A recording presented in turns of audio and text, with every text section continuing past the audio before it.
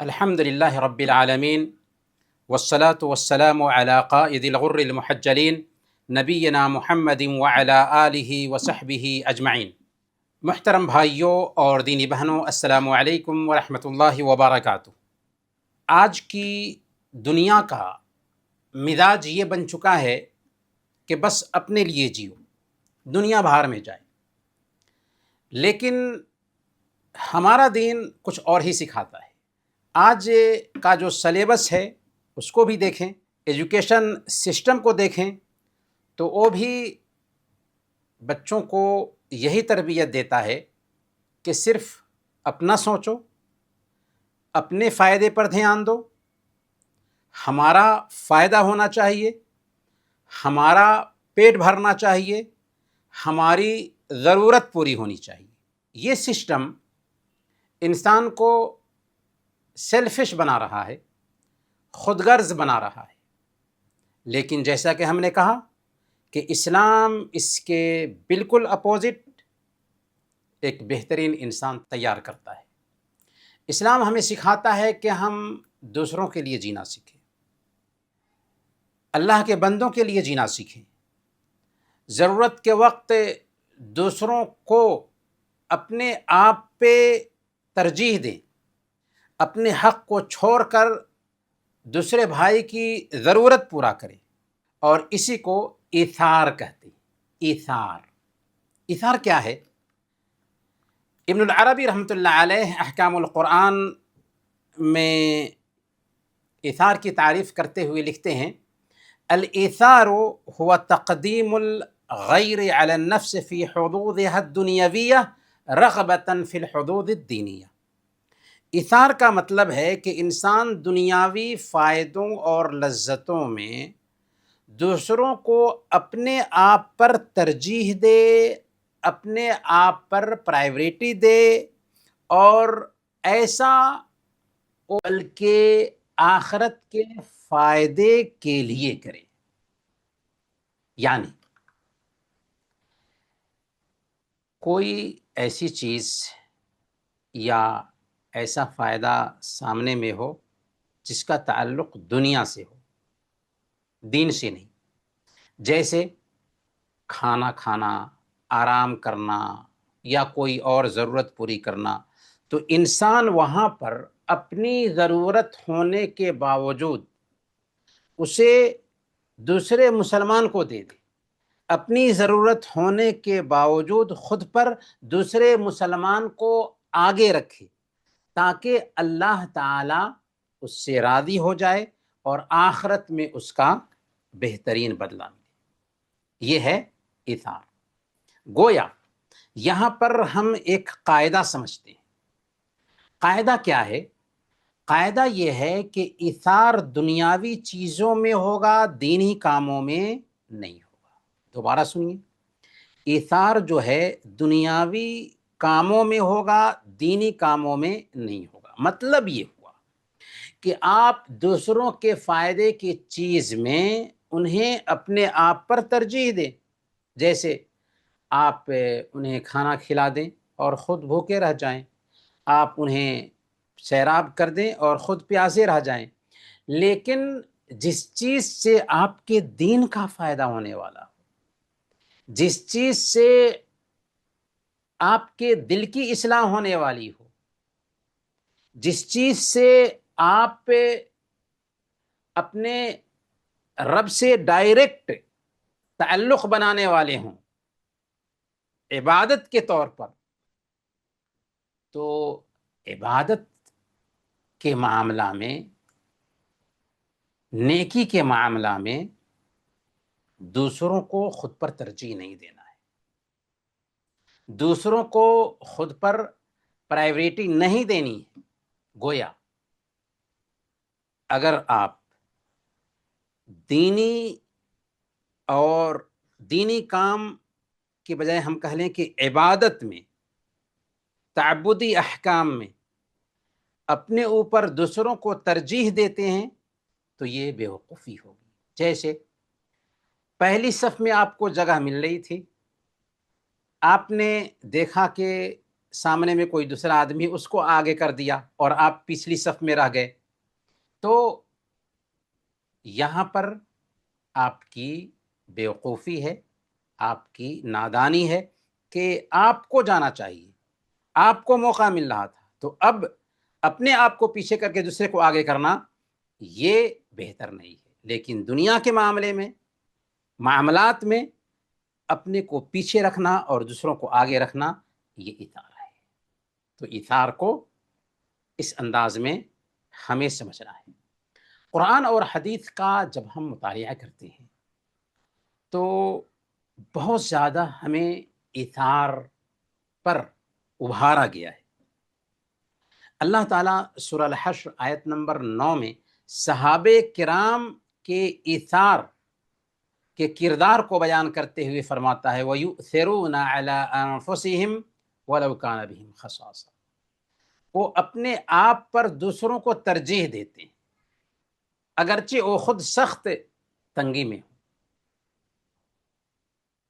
اور صحیح مسلم کی روایت ہے، حضرت جابر رضی اللہ تعالیٰ عنہ بیان فرماتے ہیں کہ میں نے اللہ کے نبی صلی اللہ علیہ وسلم کو فرماتے ہوئے سنا، طعام الواحد طعام الرجل یکفی رجلین وطعام رجلین یکفی اربعہ وطعام اربعہ یکفی ثمانیہ، کہ ایک کا کھانا 2 کے لیے کافی ہے، 2 کا کھانا 4 کے لیے کافی ہے، اور 4 کا کھانا 8 کے لیے کافی ہے۔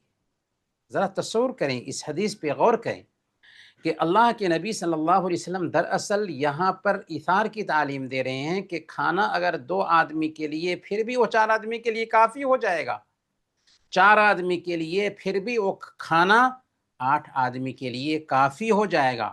یہ ہے ایثار کی تعلیم جو اسلام ہم کو دیتا ہے۔ ایثار کے فائدے کیا ہیں؟ ایثار اعلیٰ درجے کی اخلاقی خوبی ہے، بہت ہی اعلیٰ درجے کی اخلاقی خوبی۔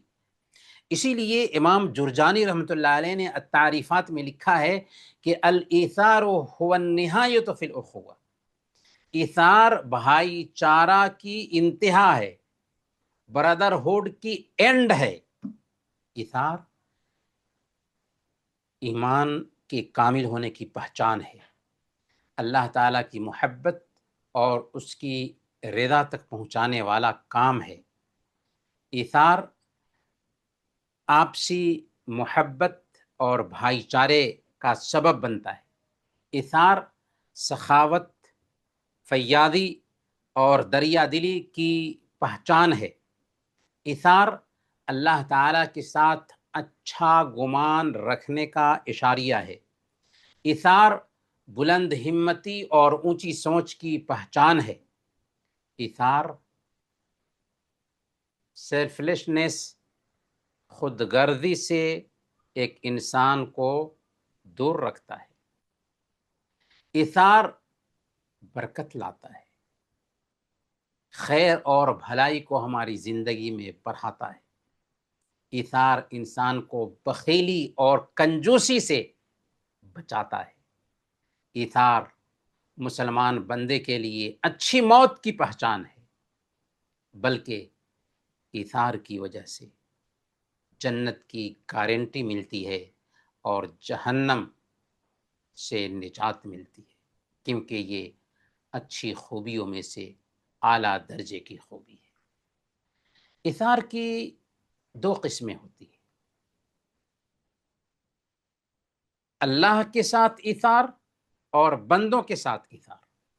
اللہ کے ساتھ ایثار کا مطلب یہ ہوا کہ انسان ہر کسی کی رضامندی کے مقابلہ میں اللہ کی رضامندی کو آگے رکھے، اللہ کی رضامندی کو ترجیح دے، ہر کسی کی محبت پر اللہ کی محبت کو مقدم رکھے، کسی اور کے ڈر اور امید کے مقابلہ میں صرف اللہ کے ڈر اور اسی سے امید کو ترجیح دے، کسی مخلوق کے سامنے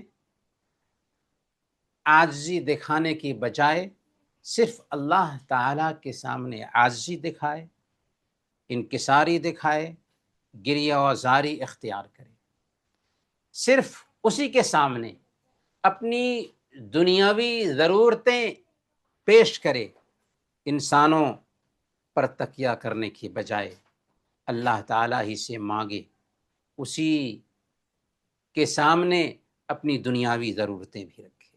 یہ دراصل اللہ کے ساتھ ایثار ہے۔ بندوں کے ساتھ ایثار کیا ہے؟ اس کی بھی دو قسمیں ہیں۔ ایک فطری ایثار ہے جس کو نیچرل ایثار کہتے ہیں، اور ایک ایمانی ایثار ہے۔ فطری ایثار کیا ہے؟ فطری ایثار یہ ہے کہ جس کا سبب انسان کی جبلت، فطرت اور نیچر ہے، جیسے ماں باپ کا اپنے بچوں سے محبت کرنا۔ فطری طور پر ماں باپ اپنے بچوں سے محبت کرتے ہیں، اور اس محبت میں خود کھانے کے بجائے بچوں کو کھلاتے ہیں۔ ایک محبت کرنے والے کا دوسرے کے ساتھ ایثار کہ خود فائدہ اٹھانے کے بجائے اپنے محبوب کو فائدہ پہنچاتا ہے۔ چنانچہ صحیح مسلم کی روایت ہے، حضرت عائشہ صدیقہ رضی اللہ تعالیٰ عنہ بیان فرماتی ہیں کہ میرے پاس ایک مسکین عورت آئی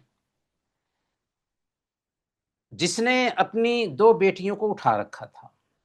میں نے اسے 3 کھجوریں کھانے کو دی۔ اس نے اپنی 2 بیٹیوں کو ایک ایک کھجور دے دی، اور تیسری کھجور خود کھانے کے لیے منہ کی طرف اٹھائی تو اس کی بیٹیوں نے وہ کھجور بھی مانگ لیا۔ چنانچہ اس عورت نے وہ کھجور بھی آدھا آدھا کر کے اپنی بیٹیوں کو کھلا دیا۔ مجھے اس کا انداز بہت پسند آیا۔ کون کہہ رہی ہیں؟ عائشہ صدیقہ رضی اللہ تعالی عنہ کہہ رہی ہیں، میں نے اللہ کے نبی صلی اللہ علیہ وسلم کے آنے کے بعد آپ سے اس کا ذکر کیا تو آپ نے فرمایا ان اللہ قد اوجب لها الجنہ او اعتقها بها من النار۔ اللہ تعالیٰ نے اس عمل کی وجہ سے اس عورت کے لیے جنت واجب کر دی یا اسے جہنم سے آزاد کر دیا۔ سبحان اللہ۔ تو اس ایثار کی اصل وجہ ایک ماں کی اپنے بیٹوں اور بیٹیوں سے محبت اور طرف تھی۔ ایثار کی جو دوسری قسم ہے وہ ہے ایمانی ایثار۔ یہ وہ ایثار ہے جس کا اصل سبب ایمان بنتا ہے، یعنی اپنے نفس کی خواہش اور لذت کو قربان کر کے دوسروں کو بھلائی پہنچانا رب کو راضی کرنے کے لیے۔ اور ایثار کی مختلف شکلیں بھی بنتی ہیں، مختلف صورتیں بھی بنتی ہیں، جیسے مال کے ذریعہ ایثار۔ آپ کو مال کی ضرورت ہے، اس کے باوجود بھی آپ دوسرے مسلمان پر اپنا مال خرچ کریں۔ مثال کے طور پر آپ نے ایک زمانہ سے پیسے جمع کیا تھا کہ ایک بائک خریدیں، کوئی ضروری کام کریں، لیکن اچانک آپ کو پتہ چلا کہ آپ کا پڑوسی مجبوری کی وجہ سے روم کا کرایہ نہیں دے پا رہا ہے۔ آپ نے اپنا وہ مال، حالانکہ آپ کو ضرورت تھی کوئی کام کرنے کی، وہ مال اس کے کرایہ میں دے دیتے۔ تو یہ مال کا ایثار ہے جو اعلیٰ درجے کی نیکی ہے۔ کھانے پینے میں بھی ایثار ہوگا، خود بھوکا پیاسا رہ کر کے دوسروں کو کھانا پینا پیش کر دینا۔ آپ دن بھر تھک کر کے آئے، گھر آئے تو آپ کے کھانے کے برابر میں کھانا تھا، دروازے پر ایک سائل آیا، آپ کھانے جا رہے تھے لیکن آپ نے خود کو بھوکا رہ کر کے اس سائل کو کھلا دیا اور خود پانی پی کر کے یا چائے وغیرہ پی کر کے گزارا کر لیا۔ یہ کھانے کا ایثار ہے۔ دوسروں کے فائدے کو اپنے فائدے پر ترجیح دینا۔ کوئی ایسا معاملہ جہاں اپنا بھی فائدہ ہو رہا ہو اور دوسروں کا بھی فائدہ ہو رہا ہو، لیکن دوسرے کے فائدے کے لیے اپنا فائدہ چھوڑ دیجیے۔ مثال کے طور پر آپ انٹرویو کے لیے گئے، آپ کا سلیکشن ہو گیا تھا، لیکن آپ دیکھ رہے ہیں کہ دوسرا آدمی جو ہے وہ مجبور ہے، اس کا سلیکشن نہیں ہو رہا ہے، تو آپ اپنے آپ کو پیچھے کر کے اور ریکویسٹ کر کے اس کو نوکری پہ لگا دیتے ہیں۔ تو یہ دوسرے کے فائدے کے لیے اپنے فائدے کو نظر انداز کرنا ہے، اور یہ دراصل دوسرے کے فائدے کو اپنے فائدے پر مقدم رکھنا ہے۔ جان کا بھی اثار ہوتا ہے۔ مثال کے طور پر کہیں آگ لگ گئی یا کوئی بچہ ڈوب رہا ہے پانی میں، ایک آدمی اپنی جان کو خطرے میں ڈال کر کے آگ میں کودتا ہے تاکہ جلنے والے لوگوں کو بچائے، یا پانی میں کودتا ہے کہ ڈوبنے والے کو بچائے، لیکن اچانک ہوتا ہے کہ وہی جان گنوا دیتا ہے، تو یہ جان کا اثار ہے۔ اسی طریقے سے دوسروں کے آرام کو اپنے آرام پر ترجیح دینا، خود تکلیف اٹھا کر کے دوسروں کو سکون اور راحت پہنچانا۔ آپ پبلک ٹرانسپورٹ میں سوار ہوئے، بس میں سوار ہوئے، ٹرین میں سوار ہوئے، تھکے ہوئے تھے، سیٹ مل گئی، لیکن آپ نے دیکھا کہ ایک بزرگ آئے جن کو سیٹ نہیں ملی ہے، وہ بزرگ کھڑے ہوئے ہیں، آپ فوراً اٹھ گئے، انہیں بیٹھا دیا، تو یہ دوسروں کے آرام کو اپنے آرام پر ترجیح دینا ہے۔ امام ابن الجوزی رحمۃ اللہ علیہ نے التبصرہ میں یہ واقعہ لکھا ہے، ابراہیم بن ادہم رحمۃ اللہ علیہ ایک سفر پر نکلے، ان کے ساتھ ان کے 3 ساتھی تھے۔ راستے میں ایک ایسے علاقے میں جہاں دور دور تک آبادی نہیں تھی، ایک مسجد میں داخل ہوئے، بہت زیادہ ٹھنڈی تھی اور مسجد میں دروازہ بھی نہیں تھا۔ جب سب لوگ سو گئے تو ابراہیم بن ادہم کھڑے ہو گئے دروازے کے سامنے، اور صبح تک دروازے پر کھڑے رہے سردی کو روکنے کے لیے۔ جب صبح ہوئی اور ساتھیوں نے پوچھا کہ آپ سوئے نہیں، تو انہوں نے جواب دیا کہ مجھے ڈر تھا کہ کہیں آپ لوگوں کو سردی نہ لگ جائے، اس لیے دروازے پر کھڑا رہا۔ تو اپنے ساتھیوں کے آرام کی خاطر اپنے آرام کو قربان کیا ابراہیم بن ادہم رحمۃ اللہ علیہ نے۔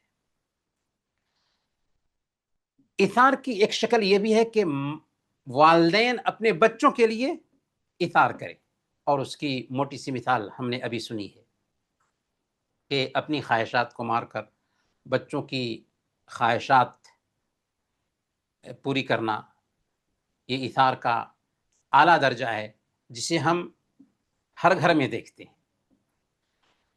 دینی بھائیوں اور بہنوں، آج کی گفتگو میں ہم دیکھیں گے کہ مسلمانوں نے اثار کی اس تعلیم کو کیسے اپنی زندگی میں جگہ دیا تھا، اور ایک آئیڈیل سوسائٹی بنانے میں کیسے کامیابی حاصل کی تھی، تاکہ ہم بھی اپنی زندگی میں اس نمونے کو، اس اچھی خوبی کو اپنی زندگی میں اتار سکیں۔ سب سے پہلے پیارے نبی صلی اللہ علیہ وسلم کا اثار دیکھتے ہیں۔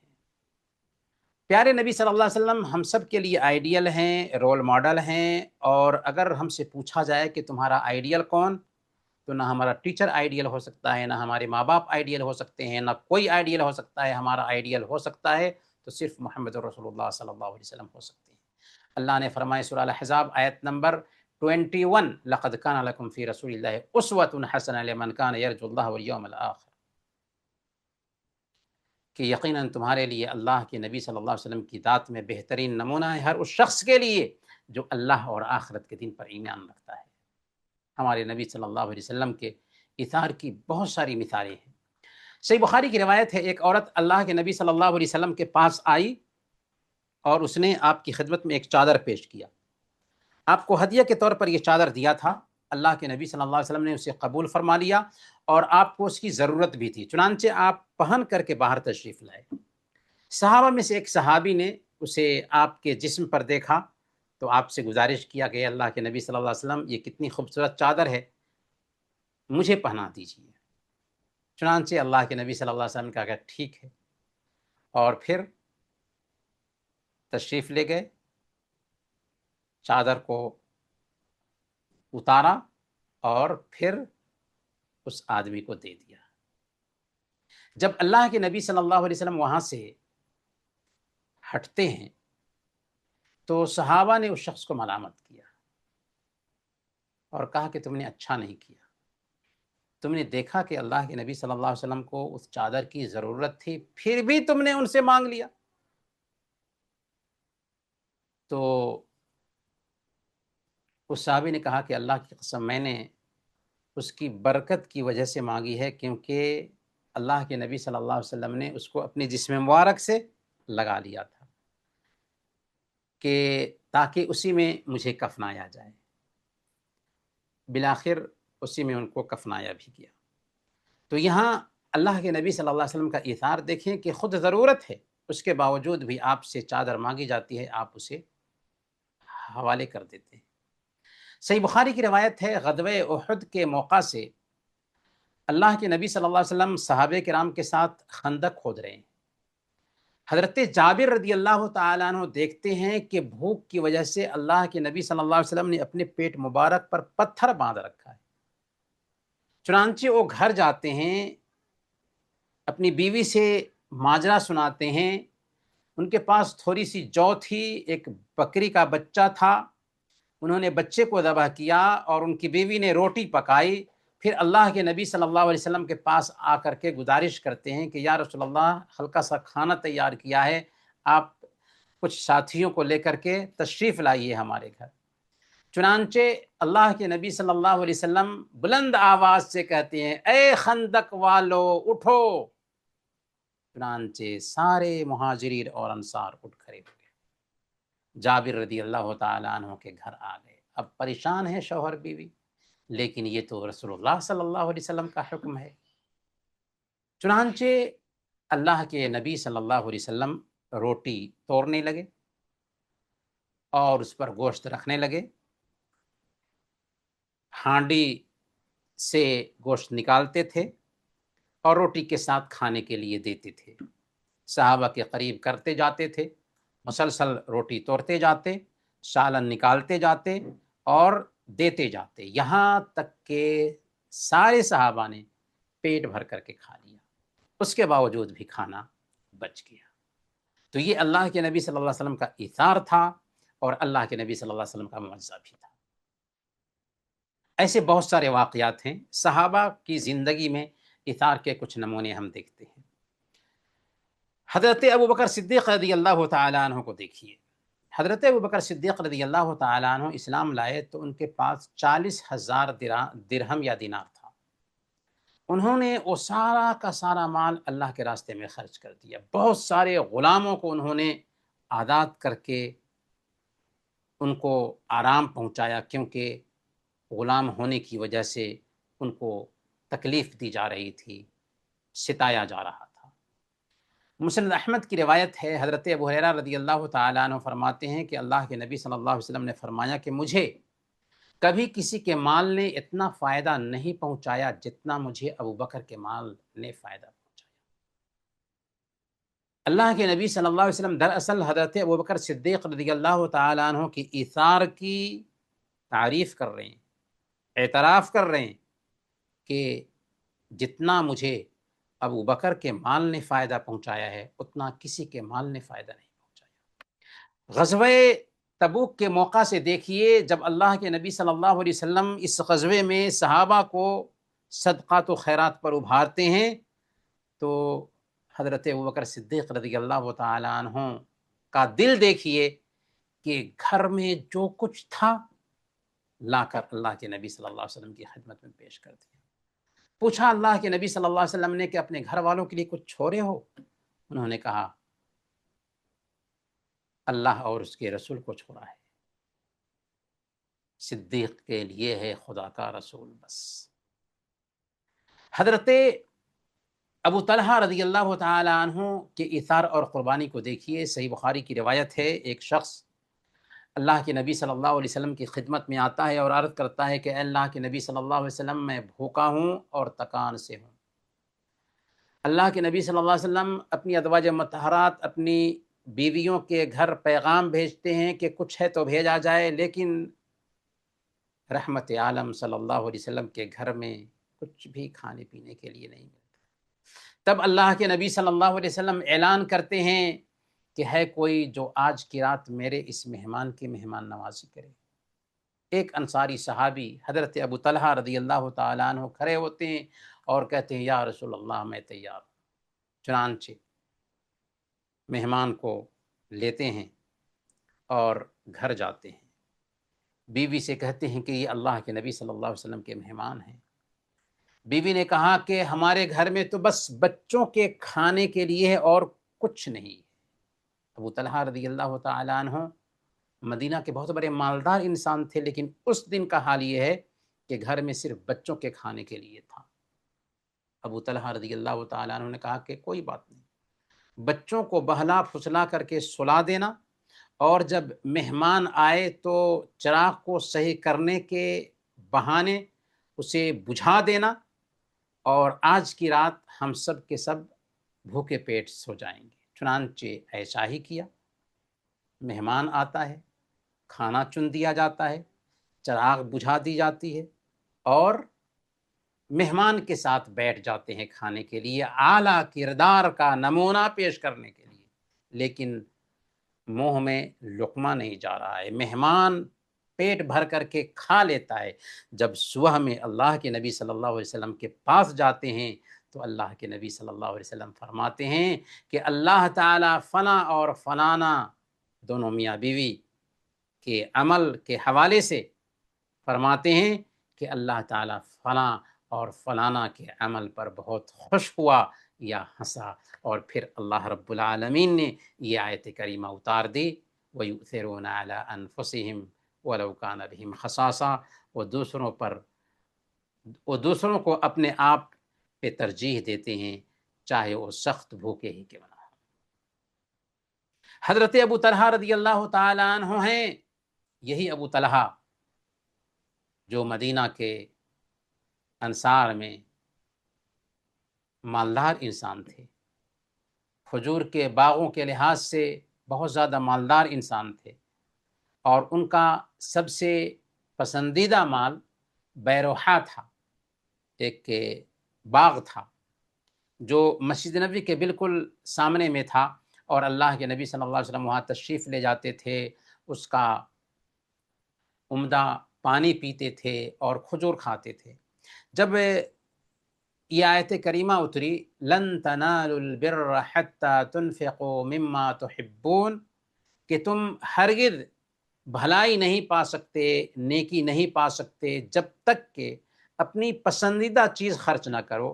تو صحیح بخاری اور صحیح مسلم کی روایت میں آتا ہے، حضرت انس رضی اللہ تعالیٰ عنہ بیان فرماتے ہیں کہ ابو طلحہ رضی اللہ تعالیٰ عنہ اللہ کے نبی صلی اللہ علیہ وسلم کے پاس آئے اور عرض کیا کہ اے اللہ کے نبی صلی اللہ علیہ وسلم، اللہ تعالیٰ فرماتا ہے کہ تم اپنی پسندیدہ چیز خرچ کیے بغیر نیکی کو نہیں پا سکتے، اور میرا سب سے پسندیدہ مال جو ہے وہ بیروحا ہے، اور وہ اللہ کے لیے میں چاہتا ہوں کہ صدقہ کر دوں، اور اس کا ثواب میں اللہ سے چاہتا ہوں۔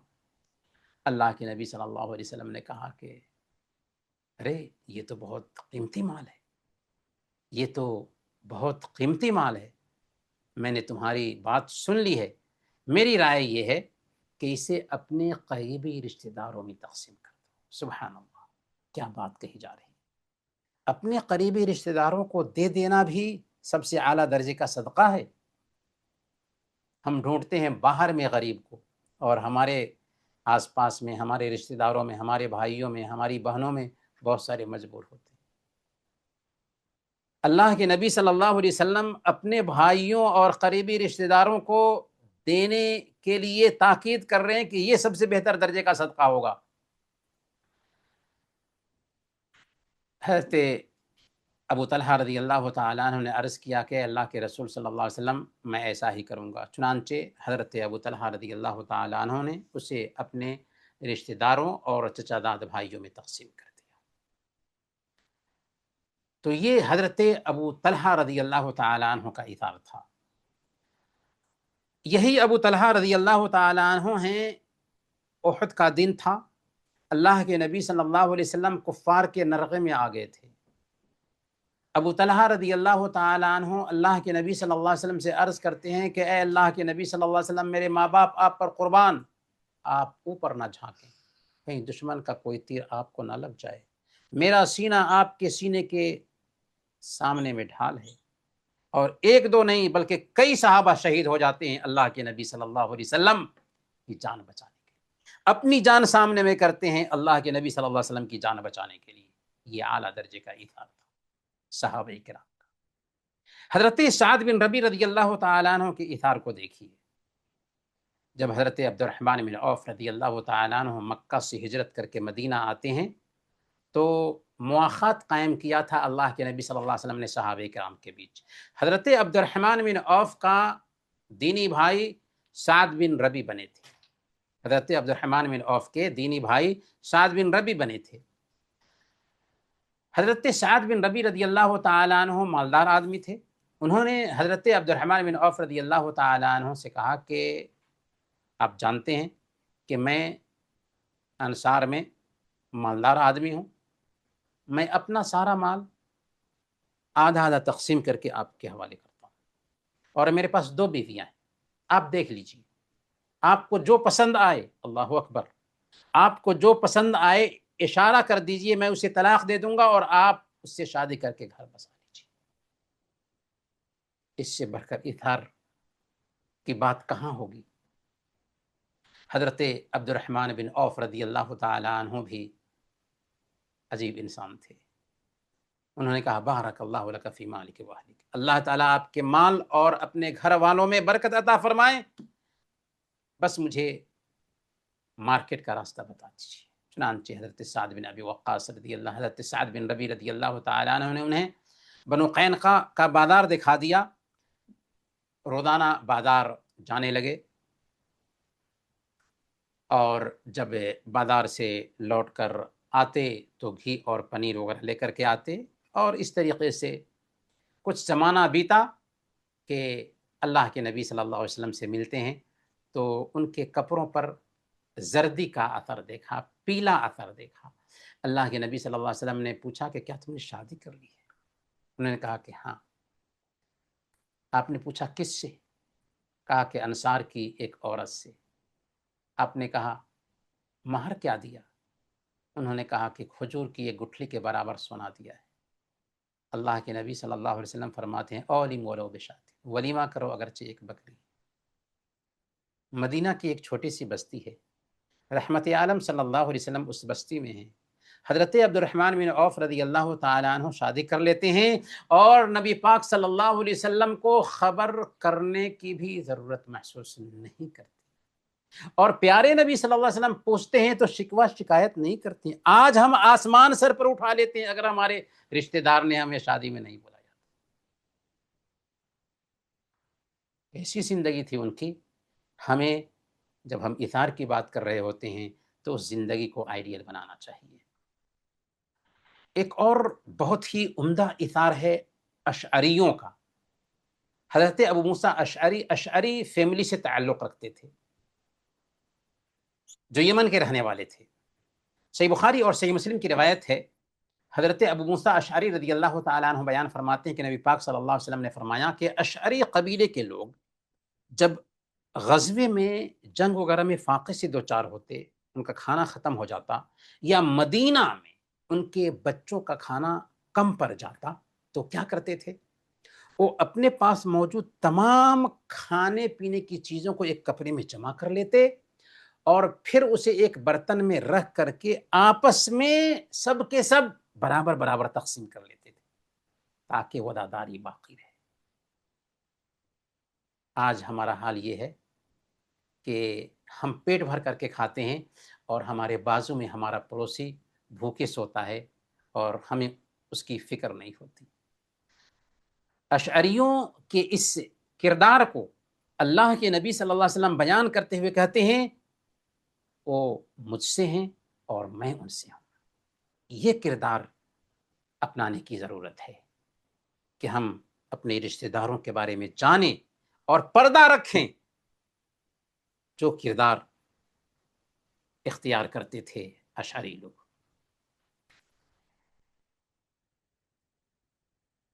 حضرت عائشہ رضی اللہ تعالی عنہ کی ایثار کو دیکھیے. جب امیر المؤمنین عمر فاروق رضی اللہ تعالی عنہ کو ابو لولو مجوسی نے شہید کیا تو وفات سے پہلے حضرت عمر فاروق رضی اللہ تعالی عنہ نے اپنے بیٹے ابن عمر رضی اللہ تعالی عنہ کو سیدہ عائشہ ام المؤمنین رضی اللہ تعالی عنہ کے پاس بھیجا اور ان سے کہا کہ جاؤ ام المؤمنین سے کہنا کہ عمر بن خطاب آپ کو سلام کہتا ہے. پھر ان سے اجازت مانگو کہ مجھے میرے دونوں ساتھیوں یعنی نبی پاک صلی اللہ علیہ وسلم اور ابو بکر کے ساتھ دفن ہونے کی اجازت دے دیں. عبداللہ بن عمر گئے, حضرت عائشہ صدیقہ رضی اللہ تعالی عنہا سے گزارش رکھا تو حضرت عائشہ صدیقہ رضی اللہ تعالی عنہا نے کہا کہ میں نے یہ جگہ اپنے لیے سوچی تھی لیکن آج میں عمر کو اپنے اوپر ترجیح دیتی ہوں. چنانچہ حضرت عائشہ صدیقہ رضی اللہ تعالی عنہا بقیع میں دفن کی جاتی ہیں اور حضرت عمر فاروق رضی اللہ تعالی عنہ ابو بکر رضی اللہ تعالی عنہ کے بازو میں دفن کی جاتی ہیں. یہ اعلیٰ درجے کا ایثار تھا جو حضرت عائشہ صدیقہ رضی اللہ تعالی عنہ نے پیش کیا تھا. موطا امام مالک کی روایت ہے, حضرت عائشہ صدیقہ رضی اللہ تعالی عنہ کے پاس ایک مسکین آیا. اس دن وہ روزے سے تھی, ان کے گھر میں کھانے کے لیے صرف ایک روٹی تھی. مسکین آتا ہے مانگتا ہے تو خادمہ سے کہتی ہیں کہ یہ روٹی اسے دے دو. خادمہ نے کہا, نوکرانی نے کہا کہ پھر آپ کے افطار کے لیے کچھ نہیں بچے گا. انہوں نے کہا کہ کوئی بات نہیں, اسے دے دو. خادمہ کہتی ہے کہ میں نے وہ روٹی اسے دے دیا. جب شام ہوئی تو کسی گھر والے یا کسی انسان نے ہمیں بکری کا پکا ہوا گوشت تحفے کے طور پر بھیجا, حالانکہ پہلے ایسے ہدیہ نہیں آتا تھا. حضرت عائشہ صدیقہ رضی اللہ تعالی عنہ نے مجھے بلایا اور فرمایا کہ اس میں سے کھاؤ, یہ تمہاری سوکھی روٹی سے بہتر ہے. تو یہاں پتہ یہ چلتا ہے کہ اگر ہم اپنے اوپر دوسروں کو ترجیح دیتے ہیں تو اس کا بدلہ اللہ تعالی ہمیں آخرت سے پہلے دنیا میں بھی دیتا ہے اور ایسے راستے سے کھلاتا ہے کہ جس کا گمان بھی نہیں ہوتا. حضرت عبداللہ بن عمر بن خطاب رضی اللہ تعالی عنہ کا ایثار دیکھیے. ابن عمر رضی اللہ تعالی عنہ کے بارے میں نافع فرماتے ہیں, امام قرطبی نے اپنی تفسیر میں یہ واقعہ لکھا ہے کہ حضرت ابن عمر رضی اللہ تعالی عنہ بیمار ہو گئے تو ان کا دل انگور کھانے کو چاہا. چنانچہ ان کے لیے 1 درہم میں انگور کا گچھا منگوایا گیا. اسی دوران ایک مسکین آ گیا, اس نے سوال کیا. ابن عمر رضی اللہ تعالیٰ نے کہا کہ اسے یہ انگور کا گچھا دے. چنانچہ خواہش کے باوجود خود انگور نہیں کھاتے ہیں اور سائر کو دے دیتے. امام ابو نعیم رحمۃ اللہ علیہ نے حلیۃ الاولیاء میں یہ واقعہ نقل کیا ہے کہ عمر بن خطاب رضی اللہ تعالیٰ عنہ جب امیر تھے, امیر المؤمنین تھے, تو 400 دینار لیتے ہیں اور ایک تھیلی میں ڈال کر کے اپنے غلام سے کہتے ہیں کہ یہ لے جا کر کے ابو عبیدہ بن جراح رضی اللہ تعالیٰ عنہ کو دے آؤ, اور تھوڑی دیر دینے کے بعد ان کے گھر رکنا اور دیکھنا کہ وہ اس مال کا 400 دینار کا کیا کرتے ہیں. چنانچہ غلام 400 دینار لے کر کے گیا اور حضرت ابو عبیدہ بن جراح رضی اللہ تعالی عنہ سے عرض کیا کہ امیر المومنین فرما رہے ہیں کہ یہ لیجئے اور اس سے اپنی ضرورت پوری کیجئے. ابو عبیدہ نے کہا کہ اللہ ان پر فضل فرمائیں, اللہ ان پر رحم فرمائیں. دعا دی.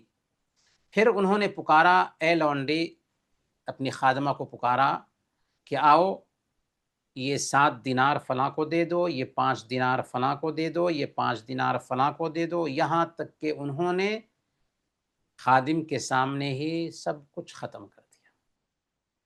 غلام نے حضرت عمر فاروق رضی اللہ تعالیٰ عنہ کے پاس واپس آ کر سب کچھ بتا دیا۔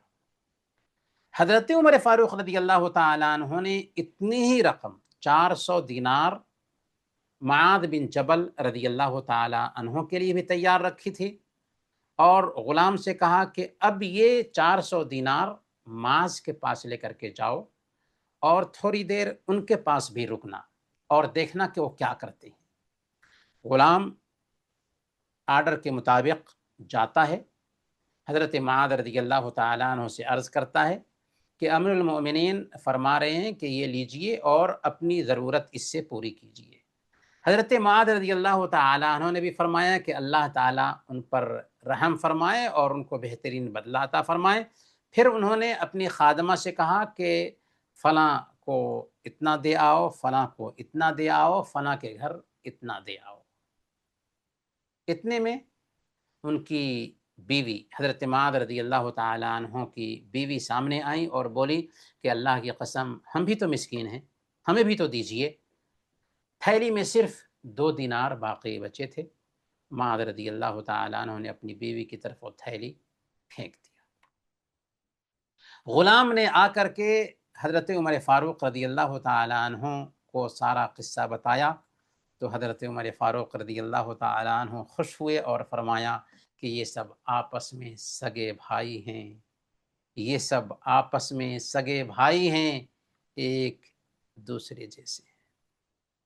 جی ہاں، ایسے تھے صحابہ، خود محتاج ہو کر دوسروں کو کھلاتے تھے، خود مجبور ہو کر دوسروں کی ضرورت پوری کرتے تھے۔ ایک نہایت ہی اعلیٰ درجے کا ایثار حضرت ابو الدحداح رضی اللہ تعالیٰ عنہ نے پیش کیا تھا۔ مسند احمد کی روایت ہے، مدینہ میں ایک یتیم بچہ اپنے باغ کی دیوار بنا رہا تھا، دیوار قائم کر رہا تھا، لیکن دیوار سیدھی کرنے کے لیے ایک کھجور کا درخت تھا جو حائل ہو رہا تھا۔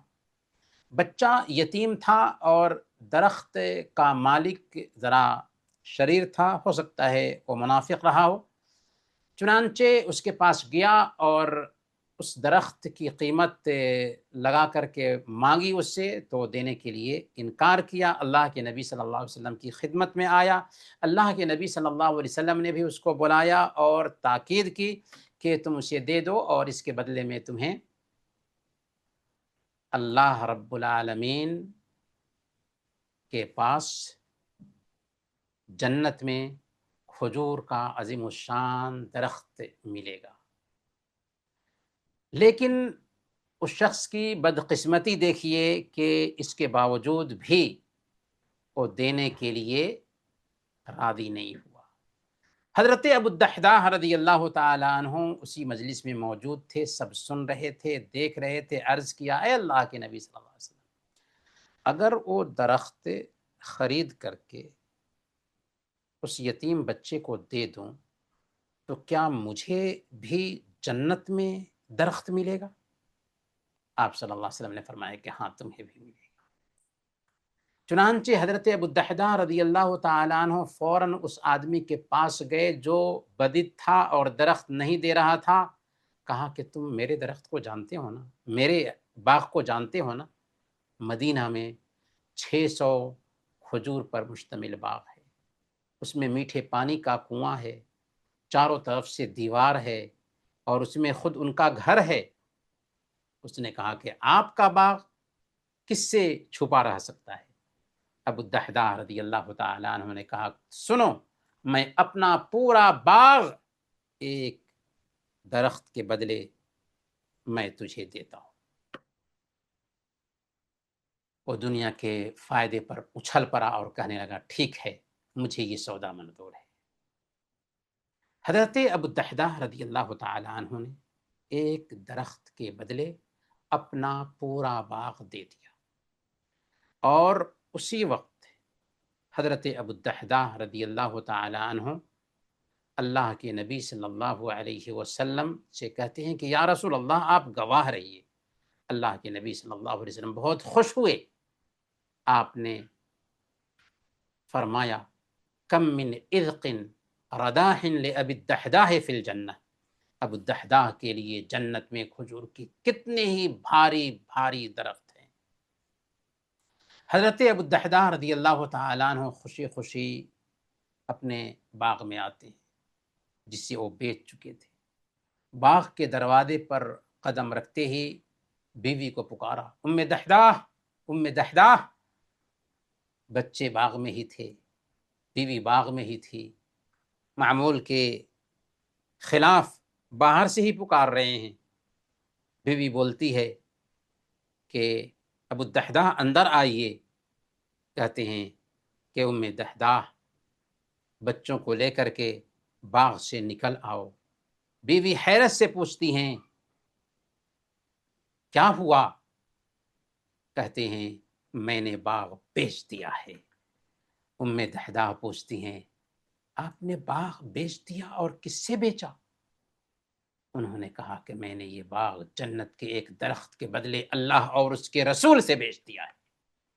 بیوی افسوس کرنے کی بجائے خوشی سے چہکتے ہوئے کہتی ہے ربح البیع ابو الدحداح، ربح البیع ابو الدحداح، ابو الدحداح سودا کامیاب رہا، سودا کامیاب۔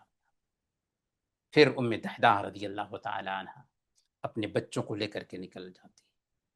ان کی جیبوں اور ہاتھوں میں جو کھجوریں تھیں وہ نکال کر زمین پر پھینک دیتی ہیں، اور بچوں کے منہ میں جو کھجور تھی اسے بھی باہر نکال دیا اور ڈال دیا، اور کہا کہ چلو باہر نکل جاؤ، اب یہ ہمارا مال نہیں رہا، اللہ کا مال ہو چکا ہے۔ اور پورا خاندان مسکراتا ہوا باغ سے باہر آ جاتا ہے۔ سبحان اللہ، کیا ہے ایثار!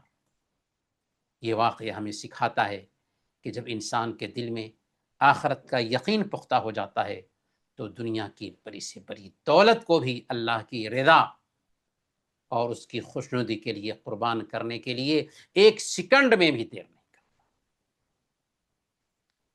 میرے بھائیوں، تابعین کے ایثار کی بھی کچھ جھلکیاں ہم سنتے جائیں۔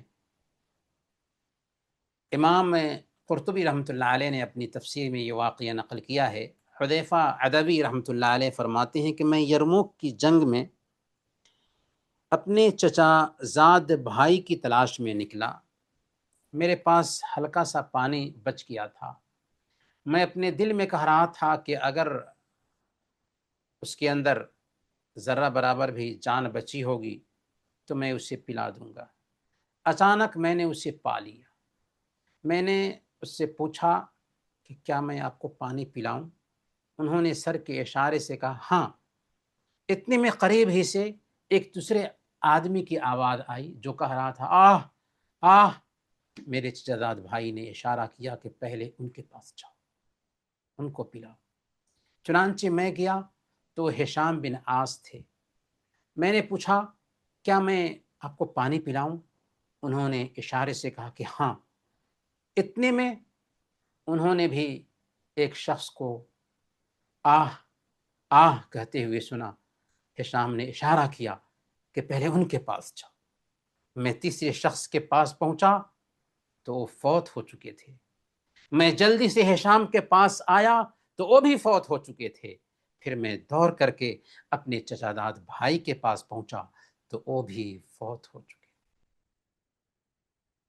ایثار ایسا کہ تینوں جان گنوا بیٹھتے ہیں اور تینوں میں سے کوئی بھی پانی نہیں پیتے۔ آخری واقعے پہ میں اپنی بات ختم کروں گا۔ امام قرطبی رحمۃ اللہ علیہ نے اپنی تفسیر میں اس واقعے کو بھی نقل کیا ہے۔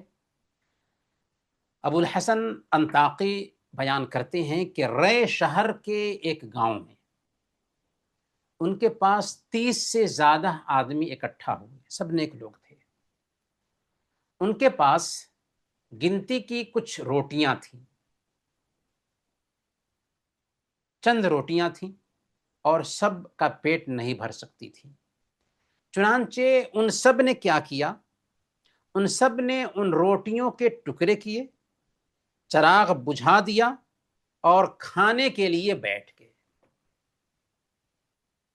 کچھ دیر کے بعد جب دسترخوان اٹھایا گیا تو دیکھنے میں آتا ہے کہ کھانا ہو بہو ویسے ہی موجود ہے، ان میں سے کسی نے بھی کھایا نہیں تھا، کیونکہ ہر ایک نے اپنے بھائی کو اپنے اوپر ترجیح دی تھی کہ میں نہیں کھاؤں گا، میرا بھائی کھا لے، جس کی وجہ سے سب بھوکے رہ گئے۔ تیری بھائیوں اور بہنوں، ہمارا ٹاپک ایثار اور قربانی کے نام سے تھا۔ ایثار پر گفتگو ہو چکی ہے، قربانی پر گفتگو باقی ہے، جسے ہم اگلی مجلس کے لیے مؤخر کرتے ہیں۔ قربانی پر انشاءاللہ اگلی مجلس میں بات ہوگی انشاءاللہ۔ البتہ آج کی گفتگو کا میسج کیا ہے؟ آج کی گفتگو کا پیغام بالکل واضح ہے۔